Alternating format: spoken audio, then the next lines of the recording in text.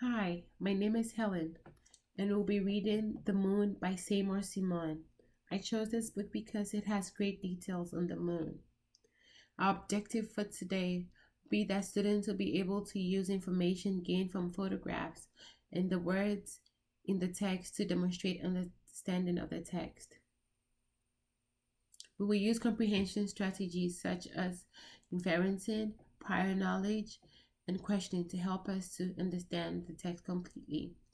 We'll start off by reviewing our prior knowledge of the moon and the significance of the moon to us culturally. And we'll get to share examples of how we view the moon.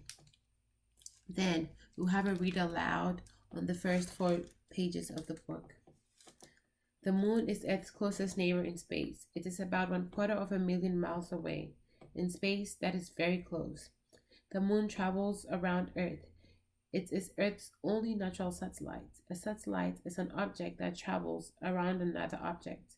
The moon takes about 27 days and 8 hours to go around the Earth once. So the moon and the Earth. The moon is so close to the Earth that you can easily see light and dark on its surface. This photograph of the moon was taken through a telescope on Earth. The light places are mostly mountains and hills. The dark places are flatlands. The moon has thousands of craters covering its surface. Craters are ring-shaped flatlands with walls around them. A few craters on the moon are more than 50 miles wide, but most of them are smaller. Many of the craters are only a few feet wide. The moon is made of rock.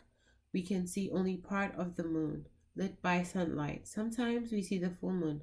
Other times we see a thin sliver. Every night the moon looks like different. Each different shape is called a phase of the moon. The phases go all dark, new moon through full moon, and back to new moon in about 29 days. We call the phase in this photograph a crescent. From earliest times, people gazed at the moon and wondered about it. Was the moon a world like ours? Were there living things on the moon?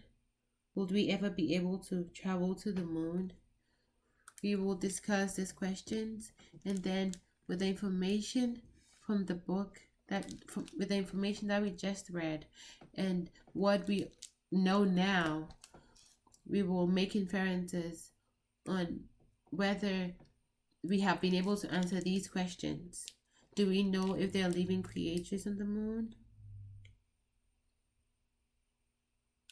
And have we been able to go to the moon?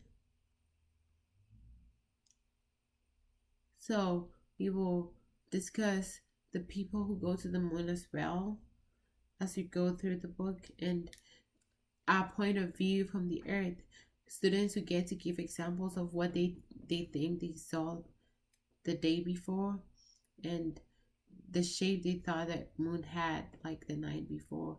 And we will make these discussions, and students will have to write in their journals what they know about the moon, and they'll also have to look at illustrations like the craters, the holes they see, the dark part, and the plane, the part that is reflecting the light, and discuss the difference they see in that too, as compared to the first picture in the first page, where we see the lights and then we see the dark parts, and how these look really shallow on this, how the craters on this moon look really shallow as compared to the craters on this moon, as this one gives you a better view of the moon. And after we have all written our journals, we get to discuss what we wrote, and together as a class we continue to read the other chapters.